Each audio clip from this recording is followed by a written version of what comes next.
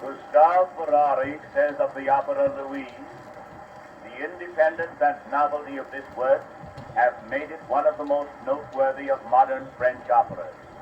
The poetic instinct, the exact observation of character, the art of contrast, and the balance of proportion are marked features of the libretto, which is by Carpenter himself.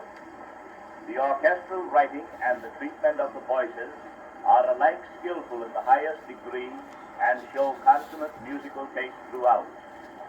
Gustave Carpenter was born at Dieu, Alsace-Lorraine, in 1860.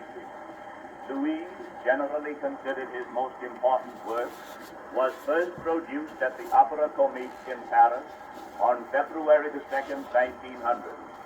The scene of the opera is laid in Paris.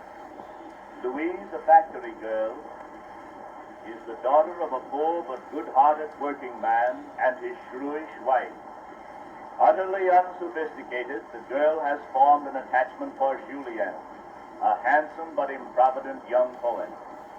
Louise's mother is violently opposed to the match, and the girl finally leaves her parents and goes to live with Julien. They set up housekeeping in a little cottage on the hill overlooking Paris. After some weeks, Louise's mother comes to tell the girl her father is dying and pleads with her to return home for a time. Louise does so after receiving her mother's promise to let her return. The last act shows us Louise practically a captive in the house of her parents.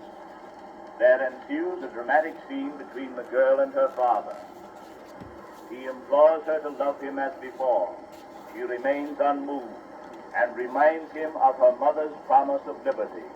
The discussion grows more heated until Louise, in a frenzy of hysteria, begs to be set free, to be allowed to return to her life with Julien, to anything rather than stay where she is. This exasperates her father, and he throws wide the door and bids her leave. Frightened and hesitant, she is driven from the house.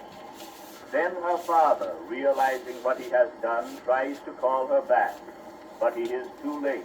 She is gone forever. The record starts at the beginning of the third act. It is late afternoon, and we see the lovers' little house and garden. Below us lies Paris the beautiful. Twilight comes on, and gradually the mirrored lights of the city twinkle out of the gathering darkness, making one of the most impressive scenes in any opera ever produced.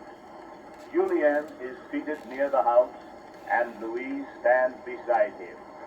After a moment, she sings this lovely aria.